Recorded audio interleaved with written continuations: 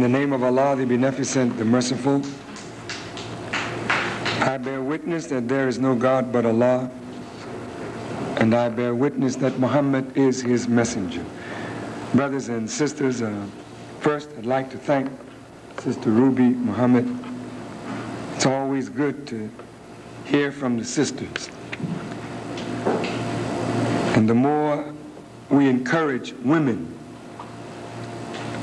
to take a very active and definitive role in the rebuilding of the nation and in the shaping of the destiny of our people, the better the people will become. The more women step to the background and will not raise their voices to help shape a people, then the people lose the balance that they should have. Now, we've been talking about the unity of the black peoples of North America with the American Indians, something that the government of the United States is very much afraid of. The Honorable Elijah Muhammad knew that this would eventually take place. I did not know what circumstances would bring it about. But all of us were taught and trained that the American Indians and the blacks of North America would ultimately join with each other. In the speech given by Muammar al-Gaddafi when he spoke to our Savior's Day Convention 2 years ago, he made mention of the American Indians and asked that a strategic alliance be forged between the blacks and the American Indians. This is now taking place to the hurt of the government of the United States. But why should the government be hurt over our unity with another member of the original people of our planet? Why should the government be upset to see black people and the so-called red man come together? For hundreds of years, the northern Great Plains and the Rocky Mountain area was considered a worthless part of the great American desert. And that is precisely why most of the remaining indigenous people of this country were relocated to that area of the world, of America. Today, the New Mexico Indian Environmental Educational Project estimates that the Navajos, the Hopi, the Pueblo, and other Western Indian nations own 100%, listen to me, 100% of all the coal in Arizona, 40% of all the coal in New Mexico, 6% in Utah, and 1% in Colorado. The Department of Energy of the United States government estimates, are a little more conservative, figuring that Indians hold title to as much as 25 to 50% of all uranium in the United States. I want to say that again. The Indians own 25 to 50% of all of the uranium in the United States. They own 1/3 of all low sulfur strippable coal and 2% of all domestic oil and natural gas. Let's stop. let's think. Are the Indians poor?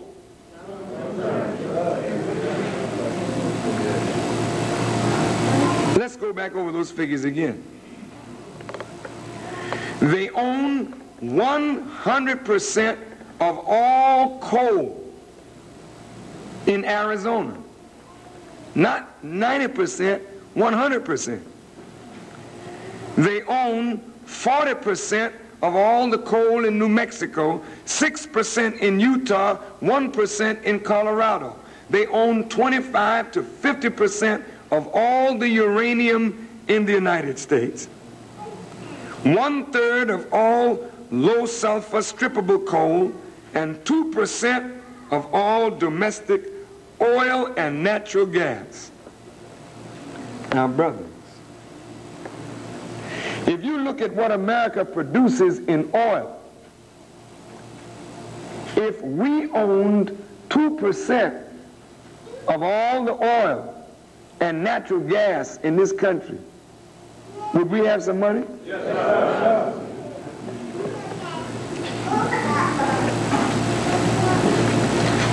However, because America moved the Indians out there where they thought it was desert, now they find that the Indians are on land that is so valuable that America in the next 50 to 100 years will be dependent on Indians for their energy resources.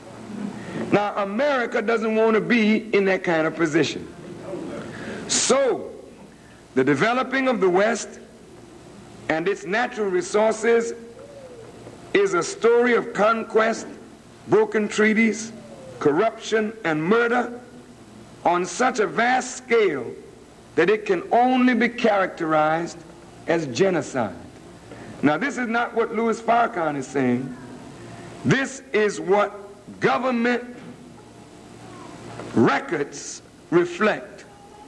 They are murdering the Indians, brothers and sisters, in such a fashion to get to the coal, to get to the uranium, the oil, and the natural gas, and even gold, at such an alarming rate that even their own white scholars call it genocide. In the last century, the Indians' land was given to the railroads and exploited for coal and for gold. Think about that. They just took it from the Indians and gave it to the railroads. So even your railroads that travel out that way are traveling on lands stolen from the Indians through broken treaties and genocide. In 1830, the Removal Act was passed by Congress, giving legal sanction to the wars of genocide being fought at that time. This Removal Act gave President Jackson the right to remove every Indian east of the Mississippi to west of the Mississippi. So they took over 1 million Indians and forced them out of these lands east of the Mississippi and drove the Indians west of the Mississippi, killing most of them. Listen, it is estimated that at the time of Columbus's arrival in North America, there were between 8 to 12 million Indians on this part of our planet. However, the population today is just over 1 million according to their census. And the Indians have been having babies all along, but from 8 to 12 million, now they're down to 1 million, and they're still producing, which means that genocide has been taking place at on a vast scale, at a very rapid pace. How come you don't know about it? How come we don't know that America is killing off a whole population of the indigenous people of North America. Why don't we know, brothers? Why don't we know, sisters? It is because the white man has kept us so busy with our own problems. We did not have time to focus on the hurt of anybody else other than ourselves. And since we don't live in the northern Great Plains, North Dakota, South Dakota, these are not heavily black populated areas. Wyoming, Utah. And just recently, blacks began moving into Arizona. But most of us are on the eastern seaboard, Midwest, and South. That's right. So we really didn't know what was happening to another member of the original family, the so-called Red Indian. The total North American population today is just over 1 million. Along the way, hundreds of Indian nations have vanished from the face of the earth or been terminated by the United States government. Termination is the 145-year-old government policy where sovereign Indian nations are decreed to no longer exist, whether or not they exist in reality. The actual purpose of this is to terminate that nation's treaty rights. The policy abolishes the tribal government and forces the members of a heretofore sovereign nation to seek a place in the mainstream of white society as individuals rather than as coexisting separate national cultural groups. And so today, the Winnebago, the Huron, the Ottawa, the Potawatomi, the Wyandot, the Shawnee, the Kickapoo, the Delaware, the Peoria, the Miami, and countless others are now remembered by whites only as the name of some town, some lake, some county, or recreation vehicle. Right. But these were once nations of Indians that America decreed no longer existed and then proceeded to take them out of existence. Boy, this is a heavy, heavy crime.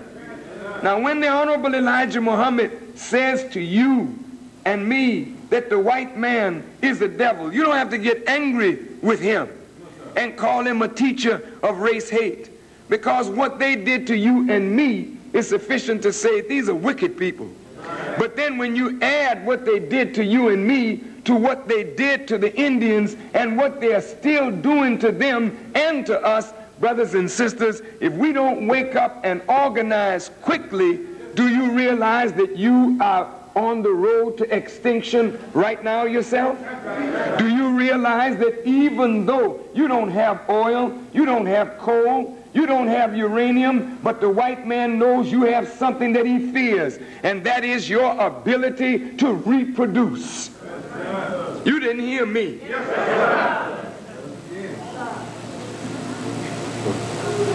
The birth rate of blacks to whites today is 1 out of every 5.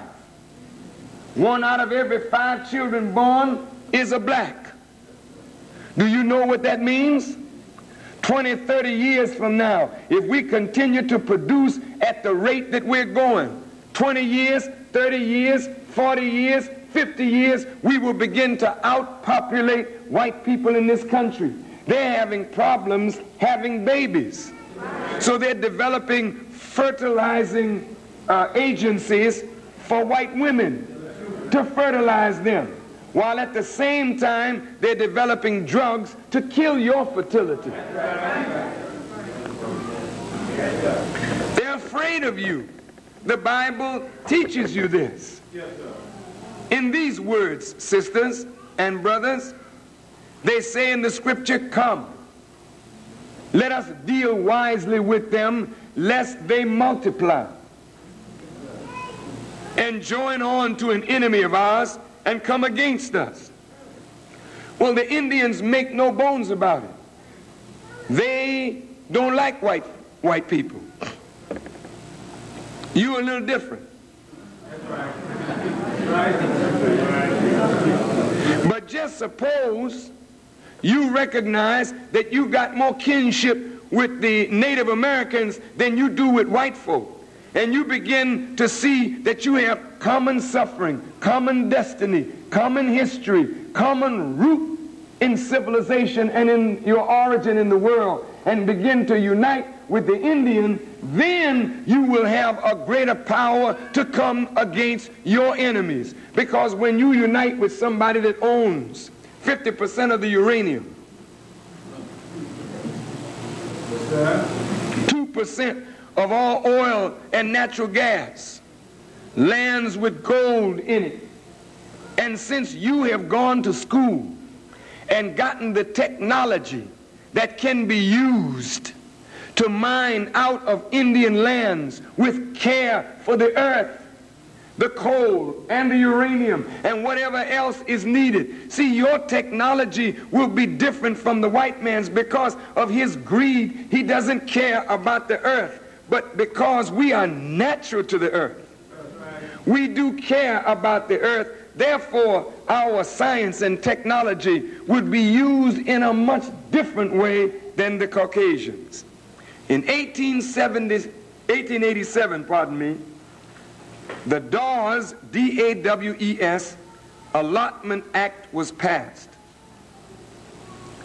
What land remained for the Indians was soon to be taken away. This act decreed that Indian land, heretofore owned in common by members of the nation, would be parceled out among individual owners with the condition that they accept government control over their lives and give up their traditional ways. Now, when you hear the Indians talk about traditional people, the traditional Indians, they're not just talking about Indians who like to practice the old ways. This word implies one who integrates the political, social, spiritual, economic, and health aspects of the culture into one way of life. The Indians have a very natural way of life that takes into consideration everything as a whole. This is the way it is in Islam. We don't look at a separation between church and state. We don't look at separation between economics, education, science, commerce. We look at all of it as a part of one complete way of life.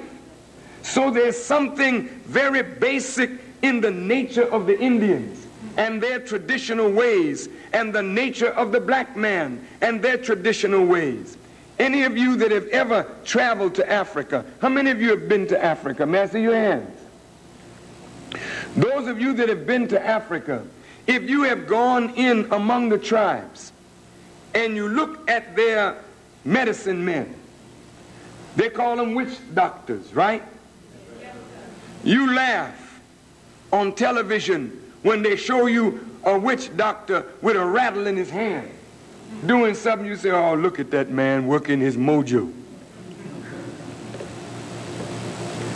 The same thing you see in the bush country in Africa is what you see on the reservations of North, Central, and South America among the Indians. Even the jewelry that your people make in the bush country in Africa, when you look at it, it's the same as the jewelry that the Indians make on the reservations in North, Central, and South America. Even the way you hear the women go out and when something is being done and they want to show their approval, they make a movement with their tongues, and you hear this, I can't do it and I wouldn't try it, you know. But they make a sound with their voices where you see the tongue just vibrating and the sisters are crying out. You see that same cry among the Arabs, and you hear that same cry among the Native American women of North America, Central and South America. This is not an accident, beloved. we are related, but we have not known our relationship. And the American white man wants to keep us divided because he wants us to think that we are just who we are and we have no kinship either in Africa or in Central America, South America, or right here in North America on the reservations. They don't want you to see that these people are your own people. They are part of the original nation of the earth. This is why the white man was so upset when I went to Africa, because they don't want no blacks from America having friendship with black people in Africa. They don't like that. They did everything they could to keep us separated from our brothers and sisters in Africa. Why? For the same reason that they don't want you united with the Indians. If you hook up with Africa, you know what you've hooked up with? You've hooked up with the material strength of the world. And with your knowledge that you have been blessed to gain out of the universities and colleges of America, suppose you united that knowledge with the mineral strength of Africa, then black Africa and black America could become a power in the earth that the earth would have to deal with. Can't you see it? It's all about power. It's all about one's ability to free oneself from the shackles of slavery and oppression. And in your unity with one another, you have strength. But if you unify with others other than people that you think are your own kind, and I'm suggesting the Native Americans, and you unify with a people that own 50% of the uranium, and 100% of the coal in Arizona, and 40% of the coal in, what was that place I mentioned? 40% of the coal in New Mexico, 6% in Colorado. Why, brother, when you make that kind of strategic alliance, there comes power to the Indians, there comes power to you, because there can be no power without a relationship to the land. Please listen. Right now, you don't have any relationship to the land whatsoever, beloved. You're wonderful people. You have a lot of money that you have in banks, but you have no relationship to the earth. All of the wonderful land that our grandmothers and grandfathers had in the South is just about gone now, because you didn't realize the value of that land. You let it get away from you. And now we, who once owned millions and millions of acres of land, by the turn of the century, they say if we continue to lose land at this rate, we will own nothing at the turn of the century. So, beloved brothers and sisters, the whites of North America recognized that they had to take away the land of the Indians. So they developed this scheme: break it up and allow 160 acres to a family, provided that they live under government supervision. Under this scheme, millions of acres were left over to be grabbed up by the government and by white settlers. Now notice, I didn't write this document that I'm reading from. It's from a document called Trilateralism. It's from a document, and in that document is written Energy and the Indian People. But the government of America has been the #1 robber, raper, and murderer, not just of the Indians, but of you and me. So when you hear me lash out at the government, I don't want you to think that Farrakhan is a nut, or that I'm an anti-American, or I'm this, or I'm that. I recognize that the government of the United States is the #1 criminal of the peoples of the earth. That government in Washington, D.C. will soon be seen not just as your enemy and my enemy and the enemy of the Indian people, but that government will be seen as the enemy of the American people, no matter what their color is, because this government is making policies that you know nothing about, that is making America hated all over the world, policies that will lead to war. And when the war is waged, that same government that robbed you of your sense, robbed you of your balance, robbed the Indians of all that they possess, will turn around and induct you into the United States Armed Forces, that you may fight for a government that doesn't give a damn for the American people. I tell you, brother and sister, whether you back me up or not is irrelevant, immaterial, and baseless.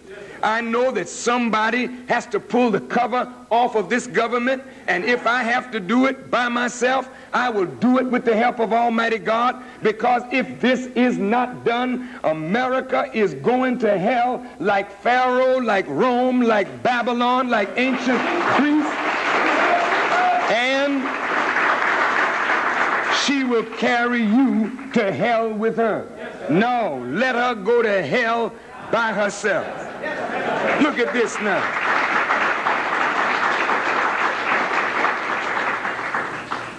A 118 reservations were divided up.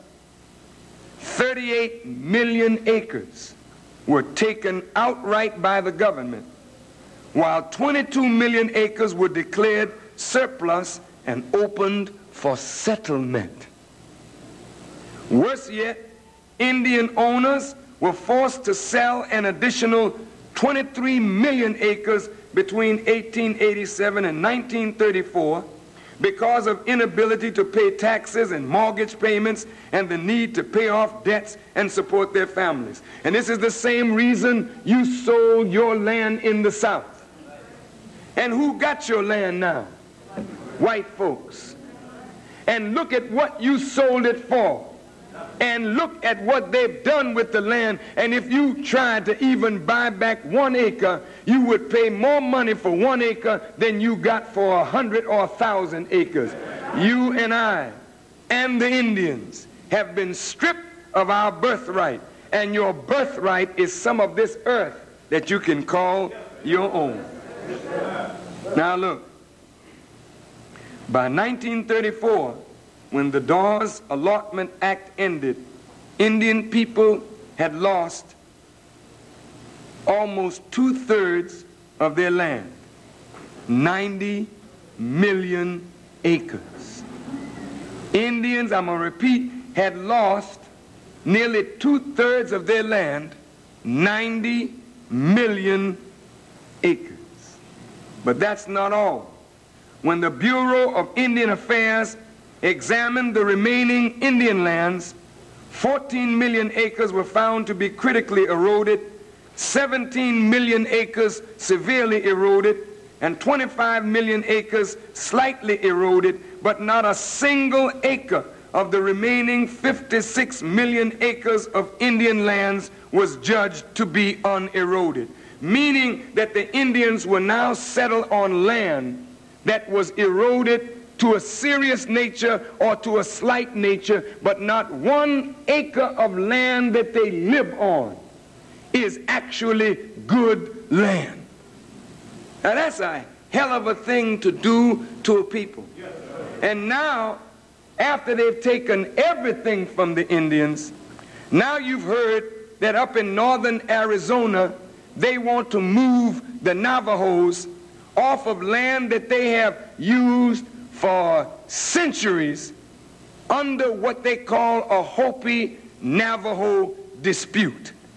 See, the Caucasian is ever slick. The Honorable Elijah Muhammad taught us that this people were taught by their father to go and make trouble among the people. When you get them fighting each other, then you go and ask to be the mediator. And when you can mediate the problem, then you become the ruler of both. They go overseas and they put Israel in there among the Arabs. Get a fight started, and then they say, let us be the peacemaker. Up in northern Arizona, they themselves started the problem between the Hopi and the Navajo. And now they come to try and settle the problem, but they want to settle it in a way where they get the Navajo off of the land where all the coal is. It is estimated that in Arizona, where the Indians own 100% of all the coal in that state, there is over 62 billion tons of coal in Arizona. That coal alone is enough to energize America for the next 30 years. Now, do you think America wants that kind of energy in the hands of the Indians? No, they do not. Let us see what they've done. This writing says genocide is not a thing of the past. Hundreds of Indian activists have been murdered in recent years. Hundreds of Indian women are being sterilized against their wishes or entirely unbeknownst to them in public health service clinics each year. Full-blooded Indian women are the special target of the doctors. In a footnote, it says at least 25% of the native women of childbearing age have been sterilized. Now I want you to think, these statistics you wouldn't care to read, because as black people, we have only been interested in reading and knowing about ourselves. Therefore, the government has taken the Indians apart right under the face and eyes of the whole world, and it appears as though nobody cares.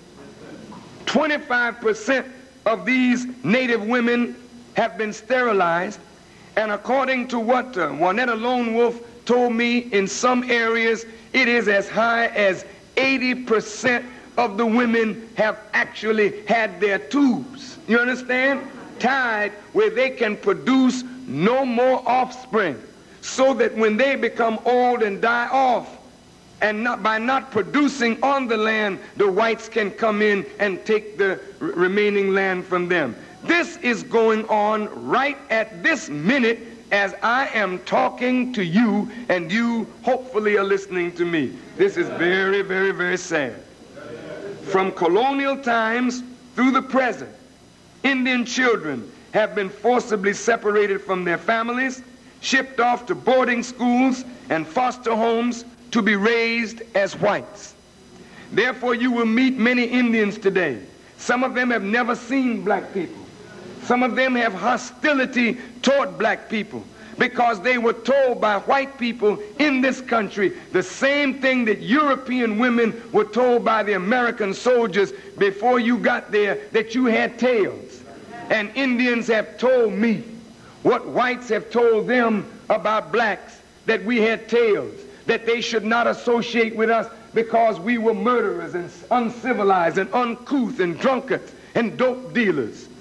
So many of them have this kind of thinking about blacks. So you will feel coming from Indians sometime a hostile attitude that might turn you off. But you can't be turned off by that, because Master Farad Muhammad, in what he gave the Honorable Elijah Muhammad, he was giving us rules, guiding principles for a new expression of Islam. We cannot be turned back from a mission because a few Indians are ignorant. And we cannot be turned back from our mission because a few blacks are ignorant. We have to go full steam ahead, whether the Indians like it or whether the blacks like it, but the black and the red must come together in the wilderness of North America to form the basis of a new civilization. Beloved, look, Indian lands are being stripped. Waters are being polluted. This wicked Caucasian, so greedy, is polluting the air, the water, the streams, the lakes, the natural creatures that have every much as us a right to live on the earth, are being killed by the chemical death that whites are putting in the lakes, in the streams. They are actually poisoning the water supply, where on Indian lands, where they are digging for uranium, and stripping the coal mines. In order to do that, they have to use up unnatural or inordinate amounts of water, so that the water table gets lower and lower and lower, reducing the ability of human life to live on the land. I mean, this is a thing that is calculated. I'm not finished. Let me just go on. You've heard about how the whites gave the Indians smallpox-laden blankets. And when the Indians put the blankets on them, the disease of smallpox broke out among the Indians, killing them. This is genocide. Well, this is not written by a black man. This is by white folk. Look at what they say. Today, that has been removed, the kind of smallpox blanket, and they're using free sterilization and cancer-causing uranium mine tailings for use in building a sod house, which the Indians call hogans.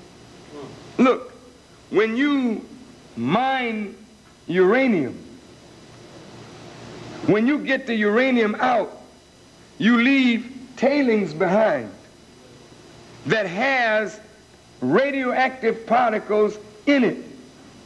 And what they're doing, they're selling these radioactive particles to the Indians that they may build their homes with radioactive particles that are destined to cause cancer to everyone living in that house. Beloved, look, you got to start traveling. You got to stop staying on 61st and 3rd and 79th Street. You got to learn, beloved, that there's a whole world out there, that a few dollars that you save from drugs and alcohol abuse, that you can travel and see what is really going on in this world around you. Right. I've been on the Indian reservations. I see very few men, but a lot of old, tired women. Where are the men? Where have they gone? What is happening to the Indian men? It is the same that is happening to you, the black man of North America. You're not a hopeless man. You have a lot in you of value. But when a man can make you think that there's nothing to you and there's no more value to your life, then you start living your life for pleasure. Then sex becomes a big thing with you, because you're robbed of the ability to express the beauty of your mind in a creative way. So you can only say how great you are by how many women you've had. Or you start drinking to harm your health, because what the hell, I gotta die from something anyway, and I ain't doing nothing worthwhile. So here, man, here's some crack. Try this. Here, man, here's some cocaine. Let's freebase. And so the Indians are messed up with alcohol. They're messed up with drugs. The men, the Indian men, are walking around, their bodies broken down. The government has put the Indians on welfare and rations. I'm telling you, brother and sister. And they send them up food that fattens the Indian women to the point where all of this starchy food makes them break. Before they are 30, their bodies begin to break. The men begin to break, and they die at 45. The average lifespan of an Indian man is 45 years of age, brother. Right. The white man is killing the red Indian, and he's sorry that he didn't kill all of us, but he's trying to come back and get us now. Yes, brothers and sisters, this is not a joke. You are dying and you don't even realize it. You are not a chemist. You don't know what is in your drinking water. Why are all these fast food chains coming into the black community? What is in the fast food that is killing your health? You don't feed your children at a table anymore. You send them to McDonald's. You send them to a Burger King. You send them to Wendy's or to the pizza parlor. But what are they eating? Are they eating that which will preserve their life? No, they are eating death. And you are dying and don't even realize it. Your bodies are breaking down, young, powerful, strong men that you are. But when you get 35 and 40, you begin to swell around here. Your muscles begin to flab. It is because you're eating the wrong kind of food, and the food you're eating is death to yourself. You and the Indian have a lot in common. The white man sees the end of his world if the Indians retain the land, and he sees the end of his world if you wake up and unite, organize, and come into power as a people.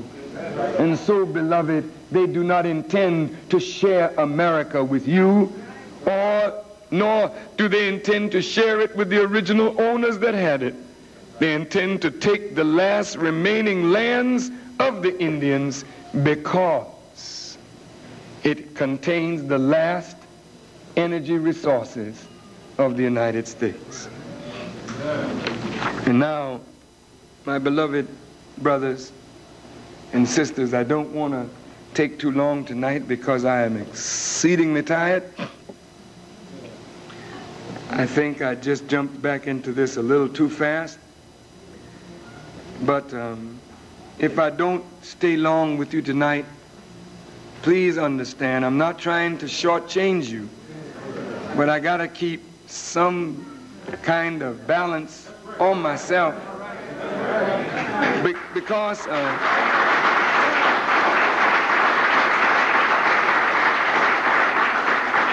the Honorable Elijah Muhammad told me that I should take it in a measure because I could burn myself out. And this is a long struggle. To get our people up is not a day's work.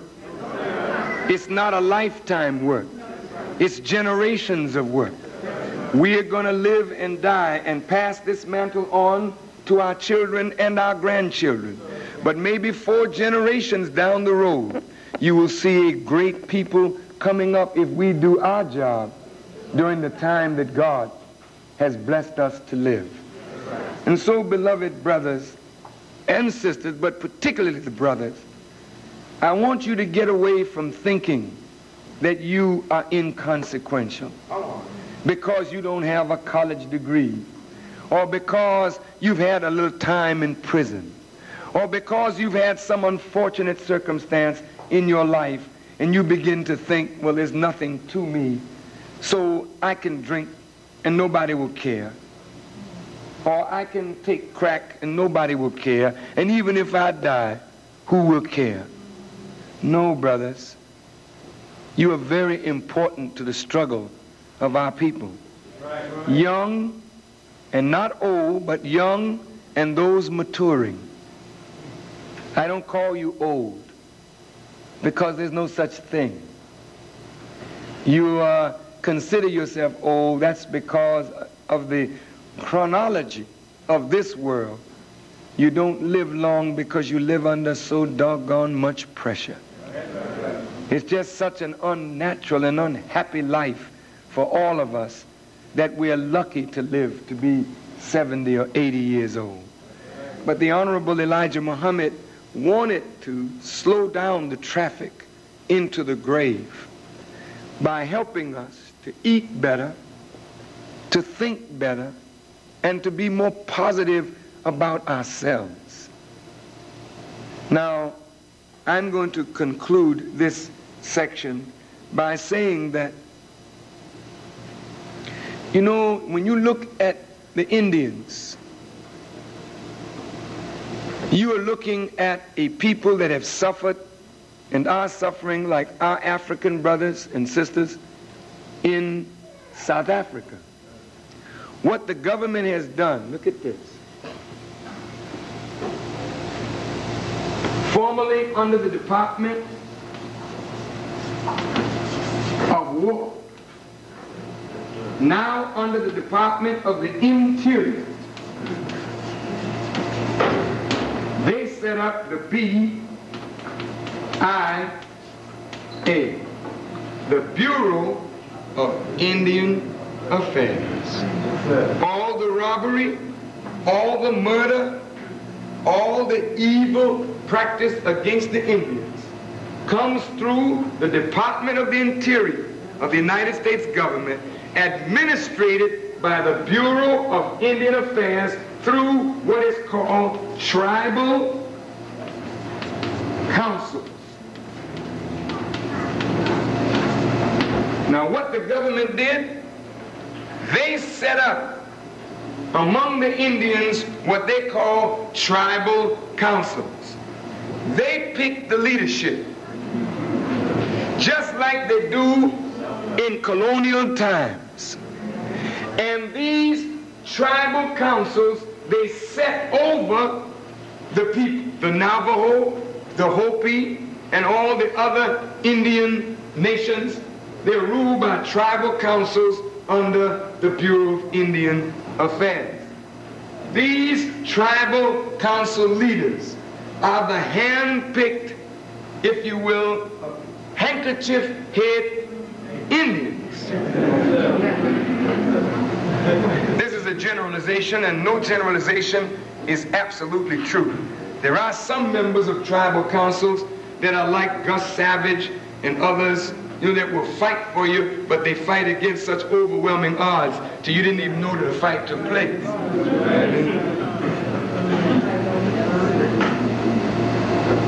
These tribal councils, when the governments want to take Indian lands and they want to mine the coal or oil or gold out of the lands, they approach it through the tribal council. They will fatten up a member of the tribal council and get the tribal council to give them leasing rights to the Indian lands, to take the wealth out of those Indian lands. The states get more tax money, listen, from what private industry extracts from Indian lands. The state gets more tax money than the Indians get in leasing money for their property. Through the tribal councils, Indian lands are leased to white industrialists. And there's no clause in the lease agreement that allows for the increased price of that commodity that they're leasing out of the land or taking from the land. So if the price of coal goes up, the lease remains the same. Get nothing as a people from this, but a few members of the tribal councils get fat. And so the Bureau of Indian Affairs, through the tribal councils, manipulated Navajo and Hopi to a so-called land dispute. And after they got these to fighting, they came in and said, well, we'll settle it. And guess who the one was that came up with the law to settle the Indian problem? Barry Goldwater of Arizona came up with a law, passed it through Congress to relocate the Navajo so that the state of Arizona, which owns no percentage of any energy producing a mineral in that state, can now get their hands on the energy resources. Out there in Arizona and California and New Mexico, water is premium. And the Indians have an abundance of water. Now, if they get rights, they want water rights. And before you know it, they'll start taking the water from the Indians. Brothers and sisters, I think that as Master Farad Muhammad came to us on July 4th, manifested on July 4th, 1930, came at the right time to declare the independence of black people and to stop our downward trend into total genocide and destruction, through his teaching and through what he gave the Honorable Elijah Muhammad, we have witnessed a transformation take place in the lives of ourselves and all black people who came under the teaching of Elijah Muhammad. The Honorable Elijah Muhammad's message was feared by white people because that message made black people turn the corner on slavery, never to go back again. I do not care what you think of Elijah Muhammad, but when his teaching affects you, you will never be the same person ever again. None of us that are affected by the Honorable Elijah Muhammad can be an old docile Negro and let people walk on us no matter what their color is. His teaching gives you a little backbone, a lot of backbone, a lot of courage. You just can't help yourself anymore. You got to stand up when you see injustice. You got to speak out, because the Honorable Elijah Muhammad makes you understand through his teaching that you are responsible for your life. There's no mystery God that's going to drop something down out of the sky for you. God has already done what he's supposed to do. Now let me say this few things. Yes, sir. When Allah revealed the Quran,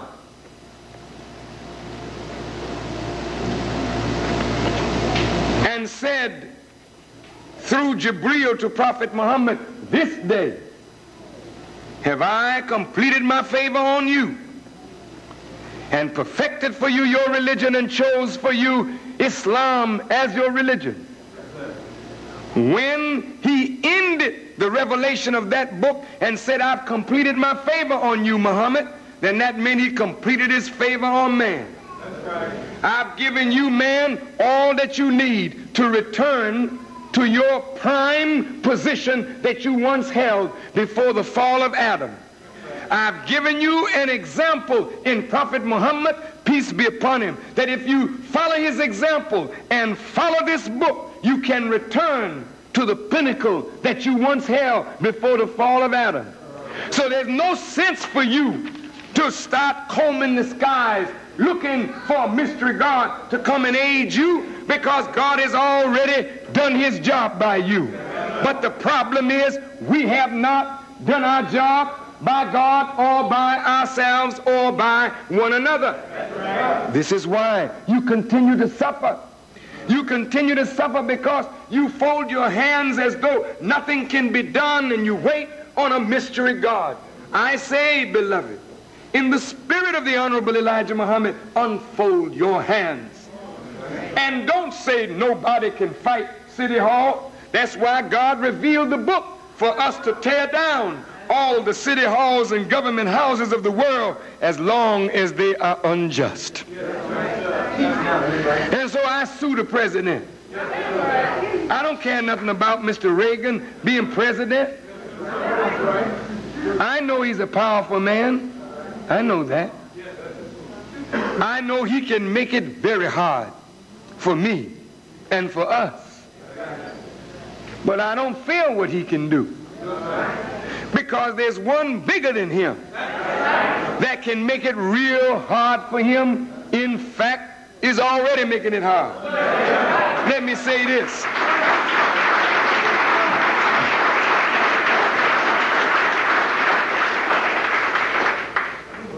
Hundred degree weather is afflicting the South, coming to the north and the southwest.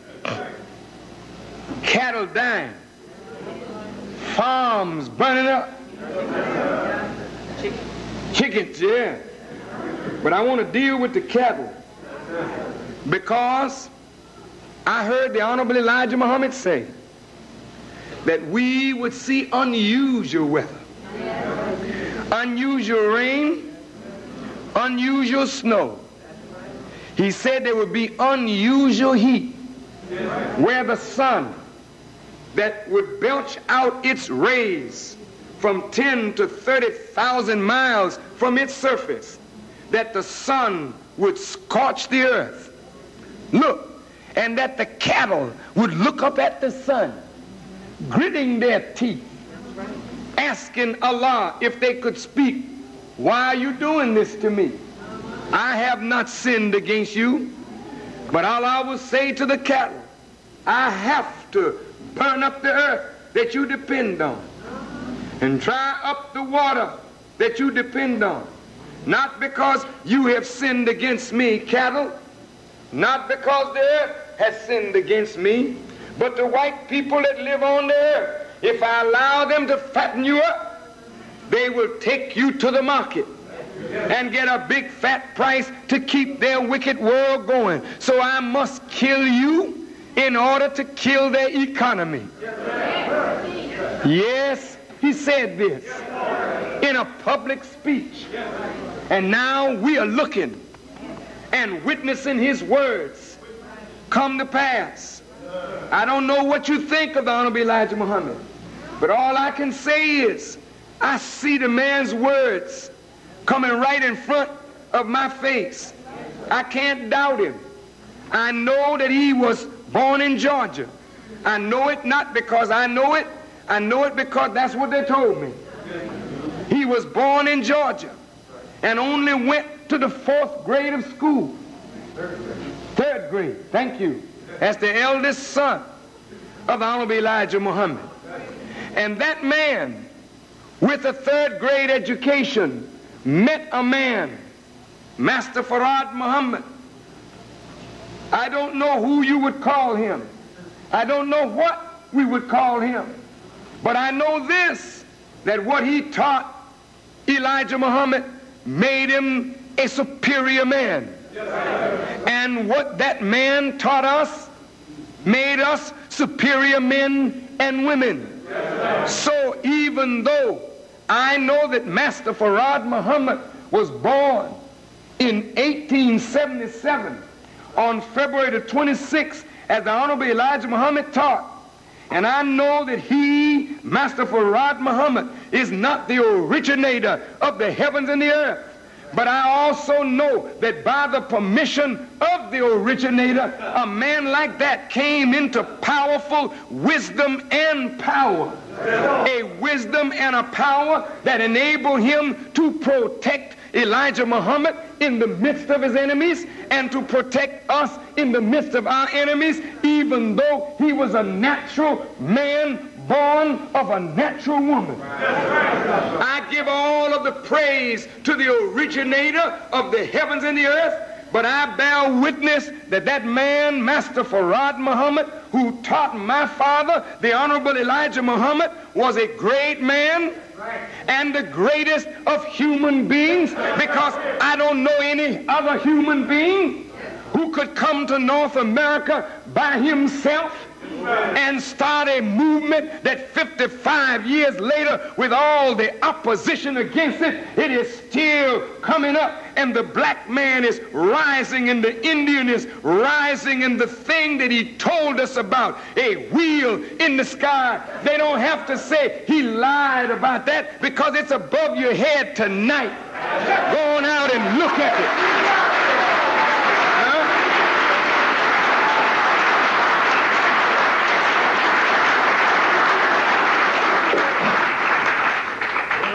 And so, beloved, I appeal to you to understand your great role today. The Indians are your family, and we must now find ourselves as family. Don't start with the Indian. Start with yourself and your family, our family, and let's work to bring our family together. But we can't stop there. That original brother that suffers like you can't go among the Indians and not feel the pain of those elderly women as you see them on the land saying that if they take me from the land, they might as well kill me, because that's all I know is the land. I can't go in a city and live in an apartment. I don't know that kind of life. I know the land. These are not nutty people. These are people that can go to the earth whenever you have a problem. They don't call a doctor. They go to the earth because the earth has produced all the medicine we need. They call it witch doctoring. But our people aren't witch doctors. They know nature, beloved. And for every sickness, there is a cure. And the cure comes from where the sickness comes. The sickness comes from deviation. The cure comes out of obedience to natural law. God knew you were going to deviate and get sick. So he put right in the earth the cure for your sickness. The old folk knew how to go in the field. My mother, bless her heart, from the Caribbean, she never took me to no doctor unless I got cut and she couldn't stitch it up and I needed stitches. That's the only time. I've been inside a hospital. Anytime I got sick, my mother got a bush. My mother made a tea. My mother, I knew how to take things and grind it up and make a poultice and put it on my arm and pull out the inflammation and pull out this and no. But you don't care to be under that kind of medicine. You want to go to a real witch doctor.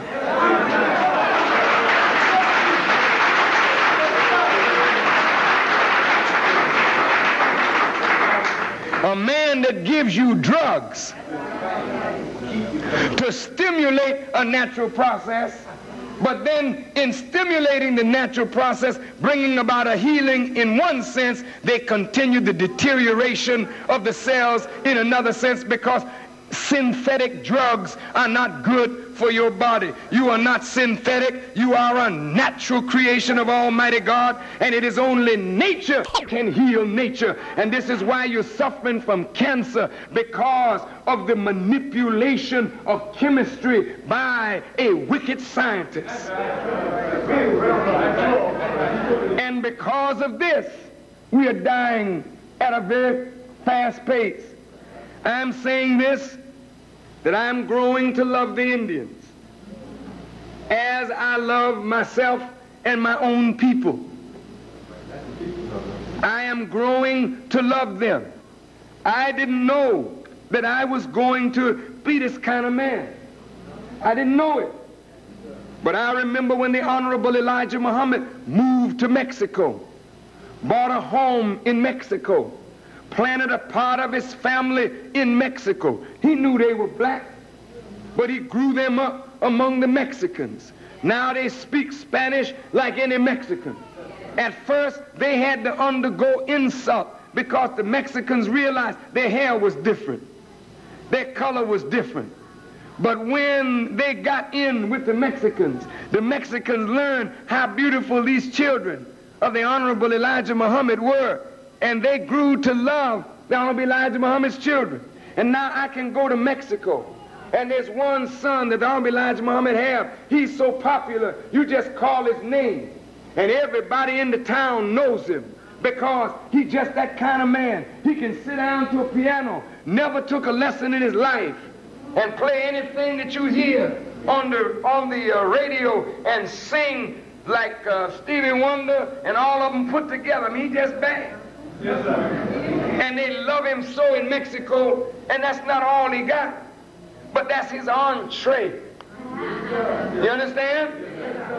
Now he planted them, his family, among the Mexicans who are really Indians. The white man called them Mexican, but the root of Mexico is the old Mex civilization, which is an African civilization. Oh yes, beloved. Those people down there pay homage to the black man because the black man is the father of what they have in Mexico. And it's the Mexican and the so-called Indian that owned all this territory from Texas, California, New Mexico, Arizona, all the way up. And the white man took it from the Mexicans when he fought them, right? And called it the Lone Star State. Took it from the Mexicans. California. Huh? Those Mexicans got an old score to settle. They're flooding across the border now. As the Honorable Elijah Muhammad taught us, she would lose control of her borders. And now America has lost control of her borders. She don't know how I got into the country. And I'm not ready to tell her yet. Listen, it's true. She's losing control. It says in the Bible, they came in through the windows. It only means that the people would lose control of their borders. And now America has. The Indians are moving up. The Mexicans are moving up. It's not accidental that 2 years ago I had the chief of the Masawa Indians in Mexico come to Savior's Day, along with the chief of the North American Indians, Ernie Longwalker. They were together, if you recall. And the Masawa Indian chief presented me with a band and a gift. Is that right? Well, what did you think I was doing? You think I was playing games? No, beloved. I'm trying to do what the Quran says has to be done if you're going to get into the divine role that God has for you. Moses said in his prayer, "O Allah, expand my breast for me and ease my affair." When somebody expands your breast, that means you can take in more oxygen, more inspiration. If my breast is expanded, my heart can love more and more and more. Sometimes, brothers, your breast is too narrow. When I met the Honorable Elijah Muhammad, I loved humanity. You didn't hear me? Yes, sir. When I met the Honorable Elijah Muhammad, I loved humanity. But at the root of that love was a passionate love for black people. Yes, sir. What made me love humanity? It was my music. I became sensitive to the greatness in all people. I knew the white man was wicked, but I wasn't prepared to call him a devil. So I stayed away from Islam for a while. But the overpowering teachings of Elijah Muhammad just got me. And you know how he got me? He got me because I wanted to see black people delivered. And he was the only man.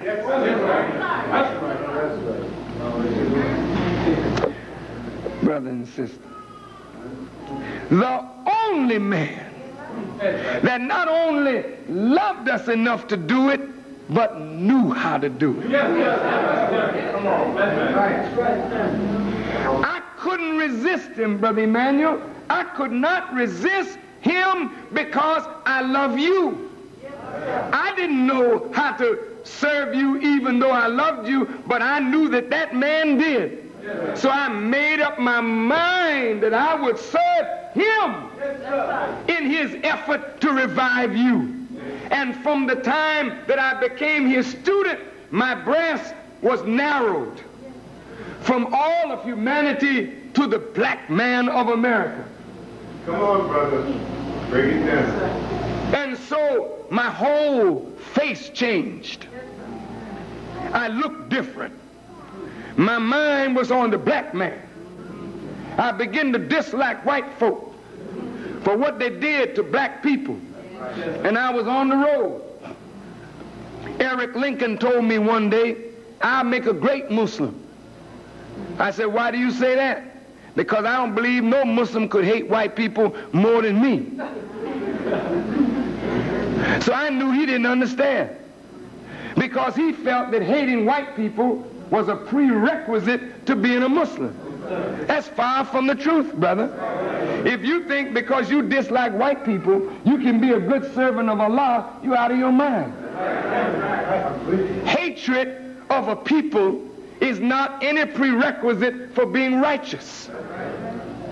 It is the love of God that makes one attempt to serve God, not hatred of white people.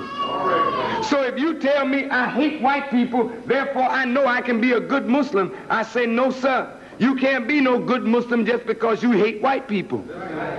In fact, if you really know Allah, hatred leaves you. Because you understand that whatever the white man did, he didn't do it in a vacuum. Somebody of power permitted it. That's right. And if God permitted it, then don't attack the white man. And you don't have enough heart to attack God. So the best thing you should do is ask him, why, God? Why did you let this happen?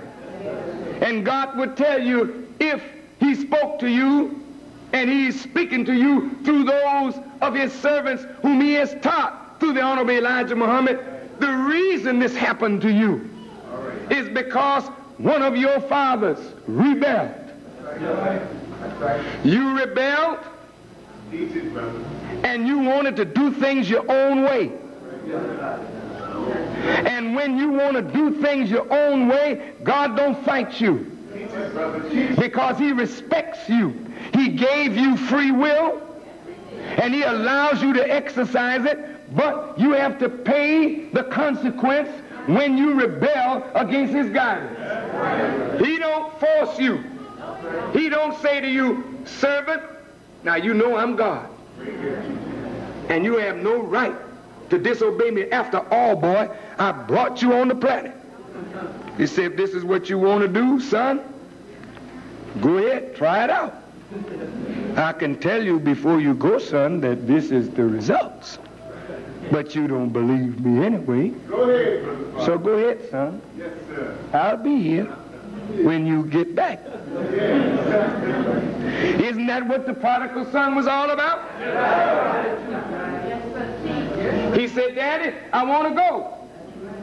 Give me my earnings. Father didn't say, son, you ought not to go. I'll smack you. Get on over in that corner and sit down. Shut up. He said, boy, you want to go? Here's your earnings. And the boy went. And the boy went in a strange land, among strange people, and started acting real strange. The father had his eye on him all the time, because the father loved his son. And I don't care how wayward the son get, father loved his child. He just let his child run his course, and then he pulls him back. I heard the Honorable Elijah Muhammad say about one of his daughters, namely Ethel Sharif. One day he said, my Ethel is all right. He said, I don't care where she go. I know she's not going too far. She was down in Nassau at the time. And he made this parable. He said it's like a dog with a long leash. Said when you get to the end of the leash, you feel something tug you, and then you start coming back the other way. He said that's what he got on his family. It don't make no difference where they go. They can't go but so far. And that's what he did with all of us. The leash is on us. We ain't going to get but so crazy. And after we get crazy, we say, oh, hell, what am I doing? We get cool, and we come on back. It's true. It's true. And you know, that's the mercy of Almighty God. But he must let you experience of yourself. This is part of how you grow up. No father can make a good child sitting on you with his wisdom. We got to let the child go. Experiment with what you know. See if what you know is better than what I've taught you. Go on, son. Try it out. But if you find you run up against a stone wall, I'm here. That's what the prodigal son's father said. And when the boy got into trouble and fell down, he said, I think I will arise and go to my father. See, trouble makes you think.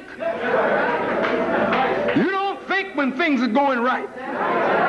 It's when you run into a wall, and then you think you got away from that wall, and the chimney falls on you. And after the chimney fall on you, the doctor turn around and make a mistake and sew your foot where your head ought to be. When you get in that that kind of shape, you start thinking. Say, man, how did I get in this condition? And when you start thinking, when you think, you weigh this against that. You weigh what you were against what you are. You weigh what you had against what you have. You weigh who you are against what you were. And then you say, Father, I have sinned. And I'm no longer worthy to be called your son. But look, Father, I just want to come home. And the minute you take one step, notice how the Father acts. He's so anxious for you, he takes two towards you. And just before the Honorable Elijah Muhammad left us, that day in 1974, in his final message, he talked about the prodigal son. He talked about the prodigal son because he knew we, his followers, whom he loved, we, his family, whom he loved, would become prodigal. We would take what he had given us from Almighty God and we would squander it. And we would try to join ourselves on to a strange people. But we wouldn't be able to join successfully. And then we would fall down and do things that we never did. Husking corn, feeding swine. And then a great famine arose. And we have been like a people in a famine. I mean, we are famished for a word that will rejuvenate our soul. But when that famine arose, the son began to think. And I'm saying that nothing that we have experienced is bad. All that we have experienced is for good. The thing is bad because it gives us pain, but the good in this, you come up out of that pain and you come back to God refreshed, renewed, and I mean he gives you enough vigor and vitality to go on and build a new world. That's why I say to all of you, brother, you ain't through. I don't care if you're 90 years old, you're not through. All right. There's something for you to do. You are not a lifeless, no good person. You are full and you are great if you recognize the greatness of God and submit. You are on the way back. You are all right. And so, beloved, as Moses prayed for his breast to be expanded, when the Honorable Elijah Muhammad departed from us in 1975, I felt totally lost. I know that many of us who depended on him felt totally lost. That's natural. But it's not natural for us to stay lost. You know why? Because he was like a mother to us. And we were like children under him. We had become burdensome children. The poor man, when he would ask us for counsel, we wouldn't give him counsel because we say, oh, he's just trying us. He know we don't know nothing. But the man would actually be trying to grow us, and we refused to grow, just hanging on to him, holding on to him. So God just took him from us. And when God takes your parent from you, it forces you to grow up. Quick. We came under the Imam. The Imam was not to be like his father. He just was not, he wasn't cut out like his father. He was very hard, you know, fast moving. He knew where he wanted to go, and if you wasn't ready, you just fall out.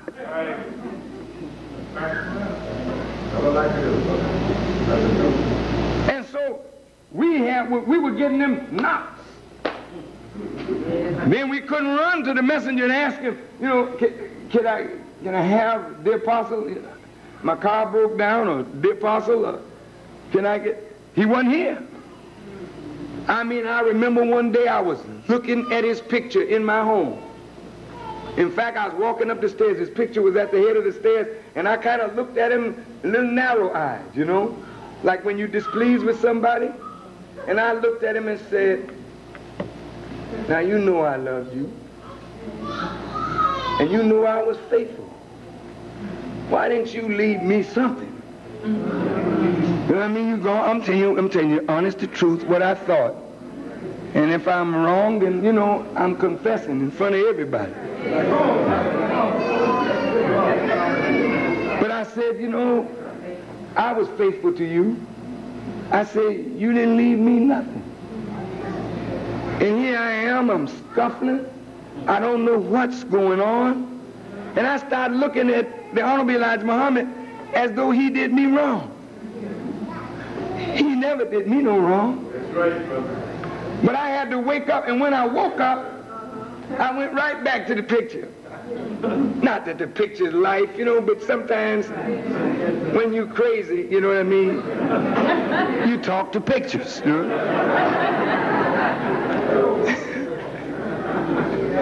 Or maybe you've never been crazy before, I don't know.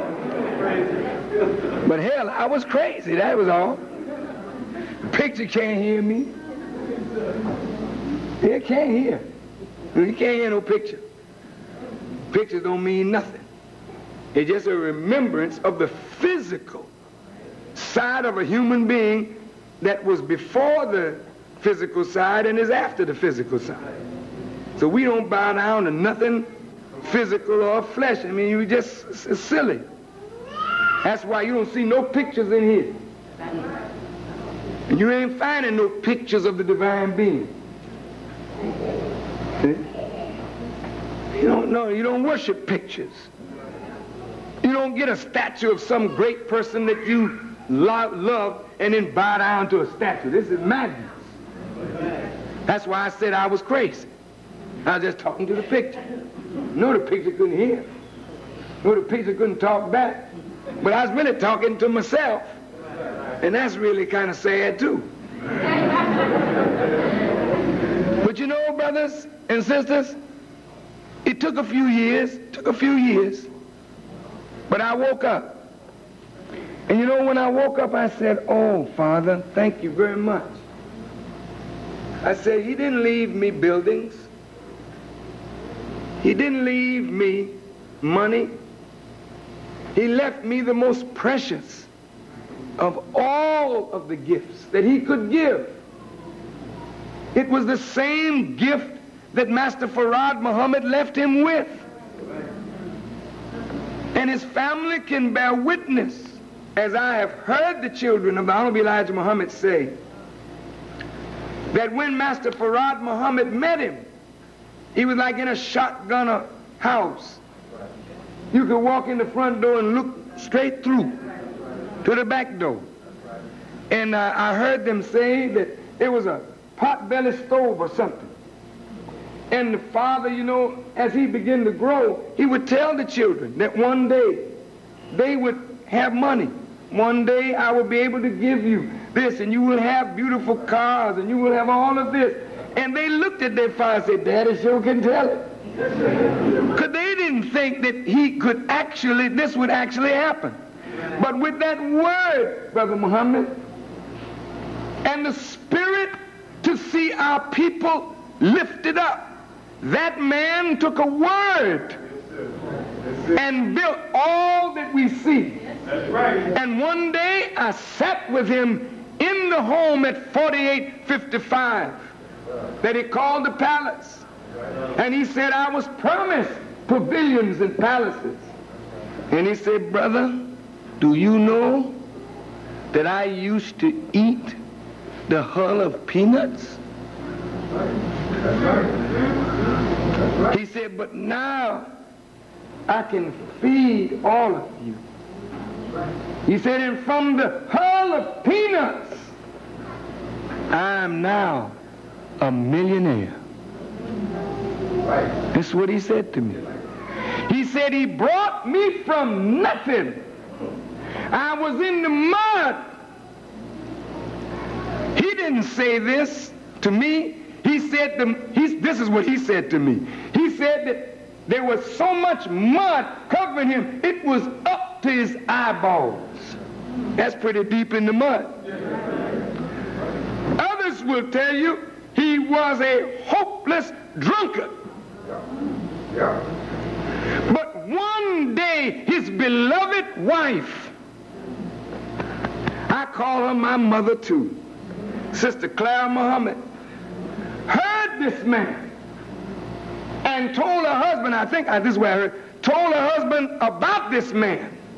And he went to the mosque and heard Master Farrakhan Muhammad, and he changed almost instantly. When he heard this word, he changed. And from that day till the day he departed from us, we saw a man evolve from a hated man until the president and the mayor and the governors were honoring him with proclamation, this and that and the other. He grew from nothing with a word. So I said, well, Father, I'm going to take the same word and start out again from nothing. Now listen, beloved, I'm only saying this, I don't deserve no credit whatsoever. No, no, no. Allah is due the praise. Something I had to do and was born to do. I took the word and belief in the God and in Him, and I started to work. And 9 years later, with the word, God has lifted me. And I'm known all over the world. People honor and respect me, not because of me, but because God allowed me to see that He enriched me with a word. And all I want to say to you and to the beloved son of my father, you are rich. He enriched you as his eldest son, because that son went to prison with that father,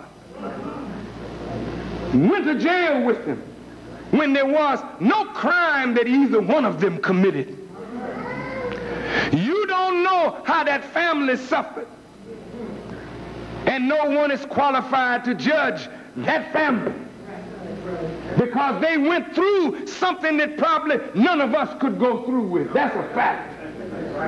And if they were to tell you what they suffered just to see their father go through a word, and what their mother suffered and what the children suffered, I tell you, you would fall down in a swoon, and you would take them up and carry them on your shoulders, because if it were not for that suffering, we wouldn't be here today.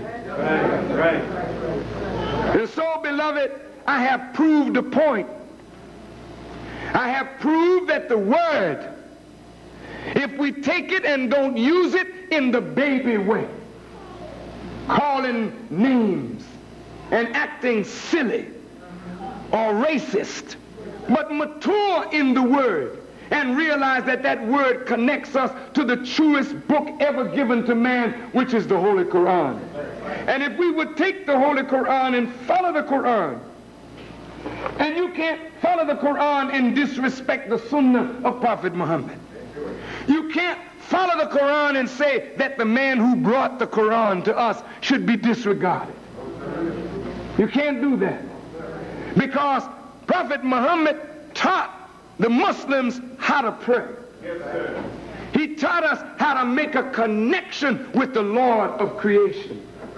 So if we follow that method of prayer, follow the fasting, follow the principles of charity, but never deny the good that the Honorable Elijah Muhammad has brought into our lives, because he's a guide for us in resurrecting these black people, because nobody could get to them but him. Then I tell you, in a short amount of time, 8 to 10 years, by the time we reach the turn of the century, we will own millions of acres of land and don't even think about it. Because all it takes is for us to realize that the work is not on God, the work is on us. He will never change the condition of a people until they change it themselves. Now he's expanded my breast for me. And I feel for the suffering people of the world. No, it's true. I am your brother, and I love you. And I know your pain is great, because our pain is the same. But I cannot just hear your cry and satisfy my heart with satisfying your cry when the whole earth is crying out under the bondage of this wicked oppressor, and you hold the key to the whole thing. I walked among the Arabs. Some of them enslaved us, brothers. It's true. Some of them took a part in this evil. But you can't condemn all Arabs because a few of them got involved in the slave trade, brother. The Arabs have a strange attitude. But there's one thing I say about the Arab. I give him credit, because he's the only people that have received the book from God that is as perfect today as it was the day they received it. And for a people to keep the book of God pure, no matter what their sins are, I pray that they be forgiven. And I feel I got a duty by them. I was there among them. And as I look at them, I saw their condition. When I traveled in Africa, I cried over Africa, brother. Don't nobody love Africa. I mean, Africa has been dumped on by everybody. That's right. But this word will retrieve Africa. We went into the churches and preached in Africa, and the people jumped up. We went into the mosques and preached in Africa, and the people jumped up. Africa is ready. But the way of old Islam, it will not revive Africa. It takes what the Honorable Elijah Muhammad gave us in a mature understanding, and it will revive Africa and the Middle East. I went into Asia, Pakistan, and let me tell you, brother and sister, what time is it? Quarter of what? Oh, I got to go. I'm sorry. I'm sorry. I promised you all I was going to do better. You are. Oh, brother and sister, I have to stop now. And I thank you very much for a wonderful evening. But I want to tell you about this trip to show you what expanded breast means. And I'm asking you to pray to God that he expands for you your breast, that your heart not be narrow just for your family. All right.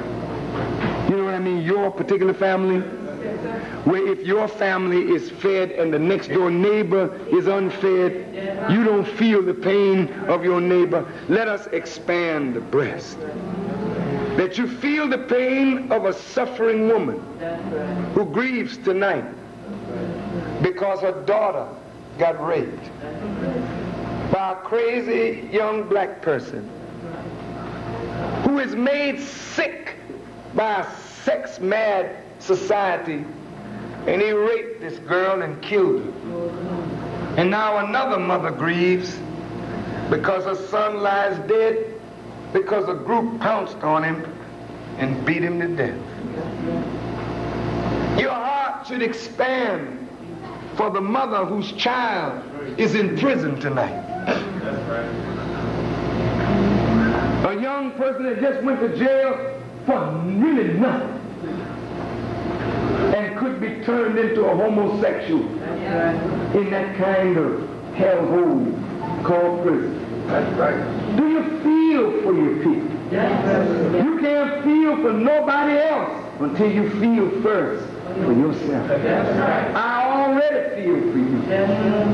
I'm telling you, mothers, When I see you come to shake my hand and I see you pregnant, as God is my witness, I not only see you, I look, and when I see you full with child, my heart goes immediately to the child and I begin thinking on the future.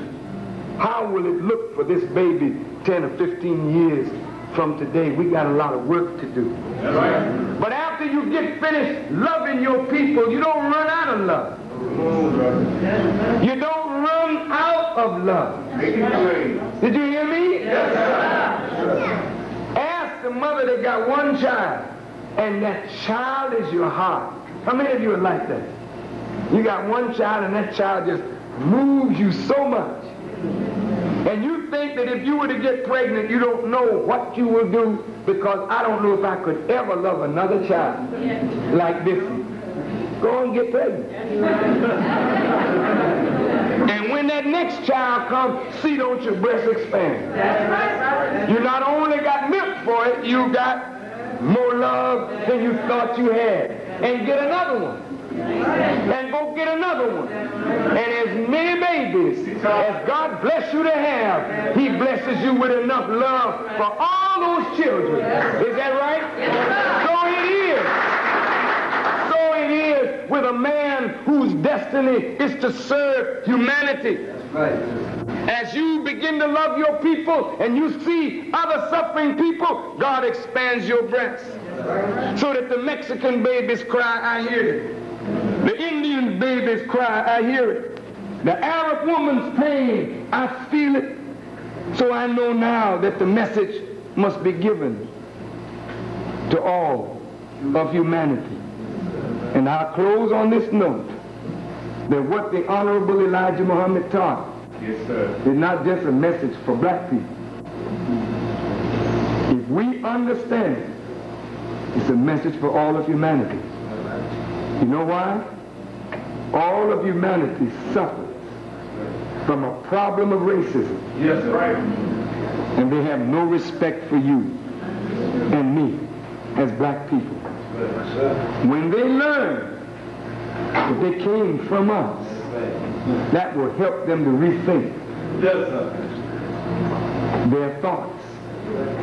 When you wake up and demonstrate that you are the people of God, their attitude will begin to change. But we must not replace one racism with another.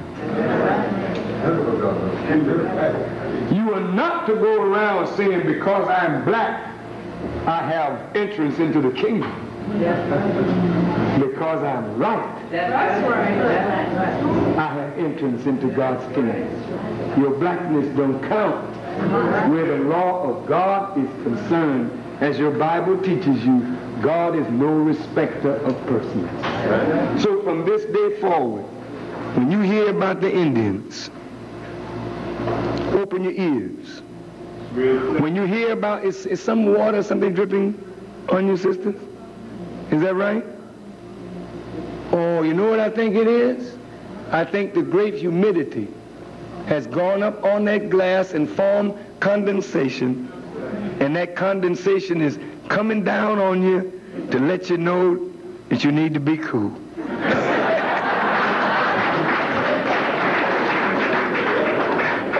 Thank you so much for a wonderful evening. I enjoyed every moment with you. And may Allah bless each and every one of you. May Allah bless the family of the Honorable Elijah Muhammad. May Allah bless us all to do that which will make us honored in the sight of God and in the sight of our fellow man. Thank you very much. Assalamu alaikum.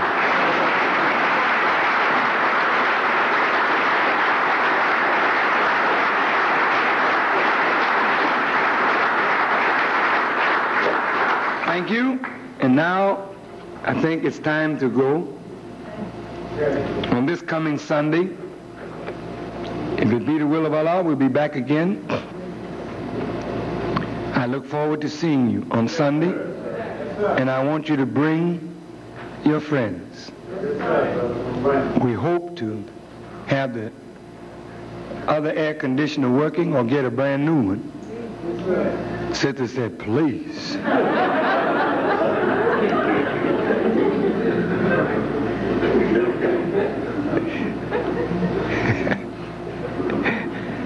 You know, a sauna is good for losing weight.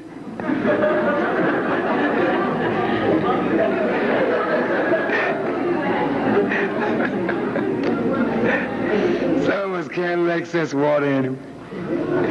Oh, sisters and brothers, thank you. I think it's only fitting at this time that I ask that we give in charity anything that we can afford to give. Would you please help us in the cause of the spreading of this message to our poor and suffering people? Whatever you can afford to give, please give it. And if you have nothing to give, it's okay. May Allah bless you to soon have something to give. On Sunday, if it be the will of Allah, you'll get all the products. Not all of them. At least 2 of the 6 will be with you on Sunday, hopefully, and then the next 4 will be online next week, and soon we will have 22 products for you. I was going to bring the construction brother of our new restaurant over to tell you what we've been through. But I know you don't want to hear nothing. Because I told the brother myself, I really got beside myself one day. You could hear me cussing from the top floor. And I'm ashamed of myself. But I was so angry. Because it looks like when I promise you something, if it doesn't materialize, then you are a liar. And there were so many factors that I didn't have control over, but I was told a certain thing, and I would tell you a certain thing, and then it never materialized. But beloved brothers and sisters, we changed the plans several times. And then after we got the plans where we wanted them, the city got started changing the plans again. They demanded in the back another exit. Then they demanded that we have a staircase and a fire egress coming from the upstairs dining room down the front. So we had to figure that in the plans, which meant we had to change the design. But after we did that, they came back and they said, okay, the columns of steel that the steel company had already fabricated to hold the concrete that is going on that steel, that steel wasn't strong enough, so we had to go back to the steel company, and they had to refabricate new steel stronger to hold the amount of concrete that will be fastened to that steel. This is not a jive building. It will be the most beautiful restaurant ever put among black people by black people. And where did we get the idea from? The Honorable Elijah Muhammad. That restaurant will be called the New Salam Complex. And if you see it, in the hope it'll be ready by Savior's Day. They're going to work night and day. But brothers and sisters, that restaurant, when you see it, I'm going to have an artist drawing of it here for you soon. Because you can't believe what it's going to be. I mean, it's just going to be that beautiful. You know I like beautiful things. I know you like beautiful things. The Honorable Elijah Muhammad didn't like tacky things. He always put us in beautiful things because he knows you. Your nature is that way. And right on that corner, McDonald can't compare with this. McDonald ain't going to compare with this. No, brother. You will have a fast food fish house on the bottom floor. In between the fish house, you will have an atrium, and you can seat 100 people. You can go in and get your food to take out, or you can go on in and sit down and eat. Next to the restaurant part on the bottom floor, there'll be a beautiful bakery outlet where you can go in the bakery and get anything that you want to get you fat.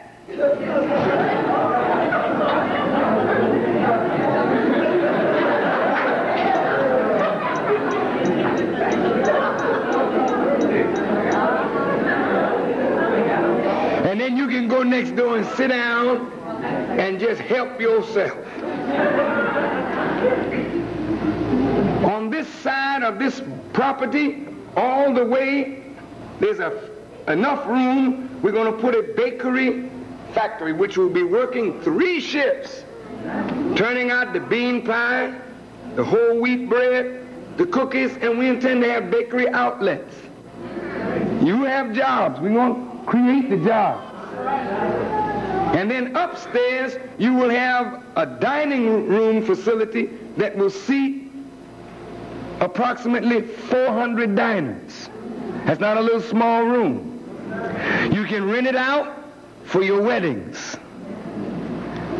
You can have a private dining room section for your private breakfast or things that you want to have. I mean, and beauty, you ain't going to believe this. You know the sign that the Honorable Elijah Muhammad had on the salam, the big crescent that turned? We bought it.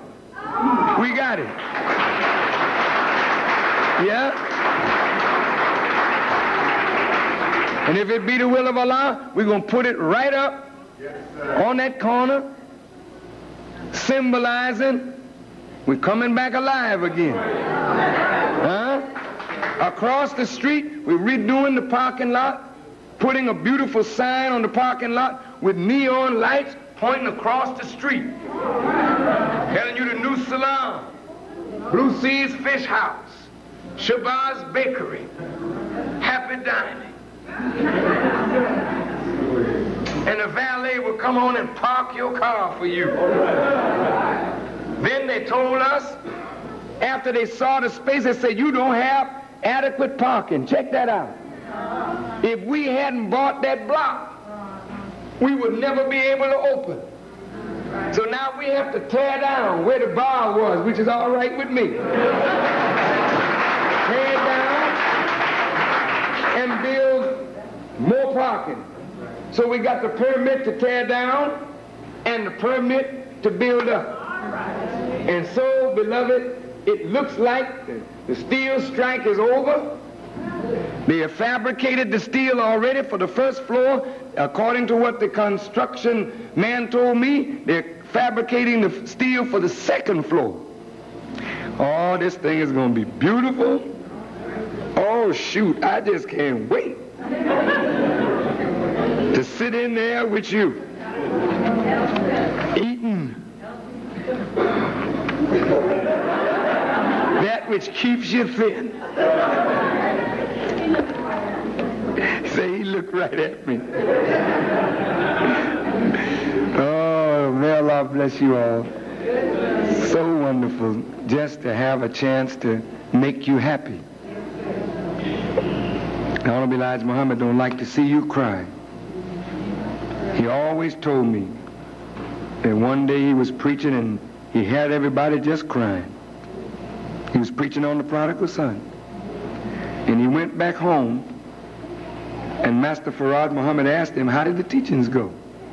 And he said, it went fine, sir. And others said, oh, it was wonderful. Everybody in the audience was crying. And Master Farrakhan Muhammad looked at him and said, brother, don't you make my people cry. He said, they've been crying long enough. He said, I came to wipe away their tears.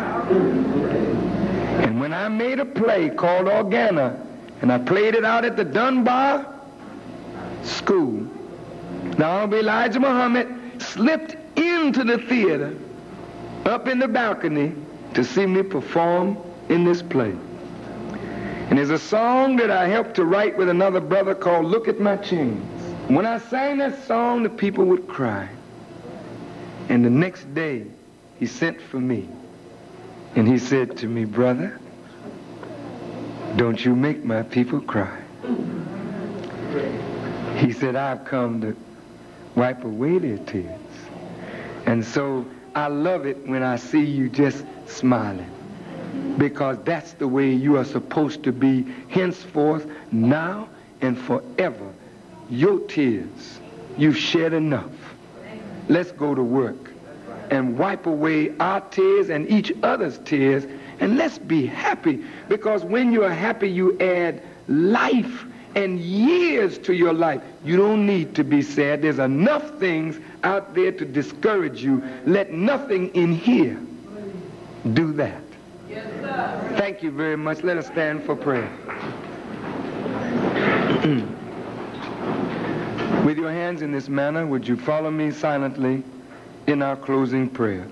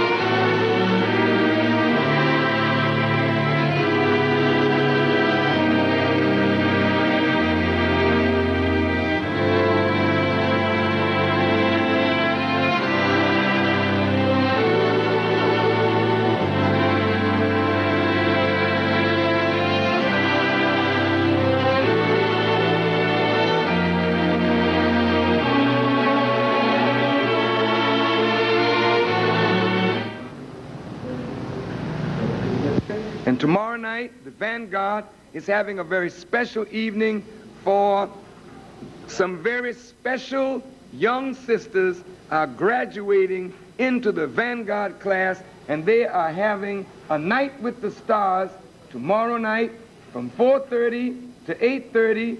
It's $10, and that includes dinner. So if you'd like to have an evening with the sisters, come on out. I think I'm going to come out and enjoy that myself.